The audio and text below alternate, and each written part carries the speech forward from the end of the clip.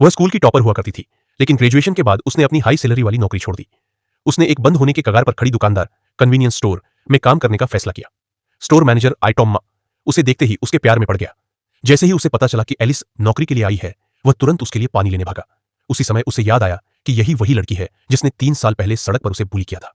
उस समय टॉम एक दर्दनाक ब्रेकअप से गुजर रहा था और एलिस ने उसे परेशान किया था और जबरदस्ती उसे किस भी किया था।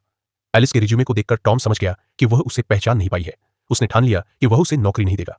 टॉम लगातार बहाने बनाकर एलिस को रिजेक्ट करने की कोशिश करता रहा, लेकिन एलिस हर सवाल का आसानी से जवाब दे देती। टॉम को थका हुआ देखकर एलिस ने उसे थकान दूर करने वाली हर्बल चाय ऑफर की। टॉम को शक हुआ कि कहीं चाय में कुछ मिला तो नहीं। यह समझकर एलिस ने उसके सामने ही चाय का एक घूंट ले लिया और फिर वॉशरूम चली गई। टॉम खुद को रोक नहीं पाया और उसने भी चाय पी ली, पर वह पूरी रात जागा हुआ था, इसलिए नींद रोक नहीं पाया और वहीं सो गया। जब वह उठा तो उसने देखा कि एक आदमी कप नूडल खा रहा है और दुकान ग्राहकों से भरी हुई है। टॉम समझ ही नहीं पा रहा था कि क्या हो रहा है। इसी बीच एलिस ने कॉन्फिडेंटली कहा कि वह कल से काम शुरू कर देगी। टॉम ने तुरंत कहा कि कल और भी इंटरव्यू है, इसलिए उसे फोन का इंतजार करना होगा। यह सुनकर एलिस रो पड़ी और फिर उसे नौकरी मिल गई। अगले दिन टॉम उसे कैश रजिस्टर चलाना सिखा रहा था, लेकिन एलिस ने उसे बड़ी तेजी से चला लिया। उसने बताया कि वह पहले भी कैशियर रह चुकी है। टॉम ने पूछा कि क्या वह सिगरेट के बारे में जानती है। एलिस ने कहा कि वह स्मोक नहीं करती। टॉम हंस पड़ा, क्योंकि 3 साल पहले वही उसे सिगरेट लाने भेजती थी। टॉम ने समझाया कि सिर्फ सिगरेट ही ऐसे सामान है जिन्हें ग्राहक के हाथ में सीधे देना होता है। एलिस ने मजाकिया अंदाज में कहा कि वे दोनों साथ में प्रैक्टिस कर लेते हैं। टॉम डरकर पीछे हट गया और कोई बहाना बनाकर वहां से भाग गया। उसे ऐसे घबराते देखकर एलिस मुस्कुराई। दोपहर में एलिस ने कहा कि उसे थोड़ी देर बाहर जाना है। टॉम ने उसे याद दिलाया कि जेब में पैसे संभाल कर रखना। एलिस के जाने के बाद टॉम को अचानक कुछ अजीब लगा।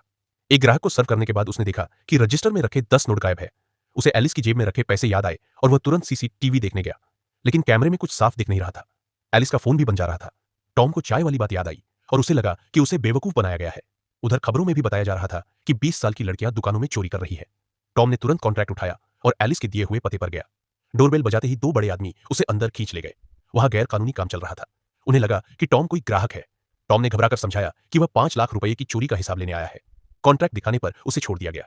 इसी बीच उसकी मां का फोन आया। उन्होंने बताया कि एलिस दुकान पर वापस आकर सिगरेटों की व्यवस्था कर रही है। टॉम तुरंत दुकान लौटा। सब कुछ बिल्कुल सामान्य था। एलिस ने सोचा कि टॉम उसे देखने की वजह से वापस आया है। वह शर्माकर बोली कि टॉम कितना जल्दी जल्दी काम कर लेता है। टॉम बाहर निकल ही रहा था कि वही पुलिस वाला फिर आया। वह चोरी की जांच करने आया था।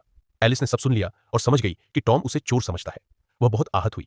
उसने बताया कि उसने पैसे सिर्फ अपनी मां की तुरंत जरूरत के लिए लिए थे। टॉम को बहुत शर्म आई।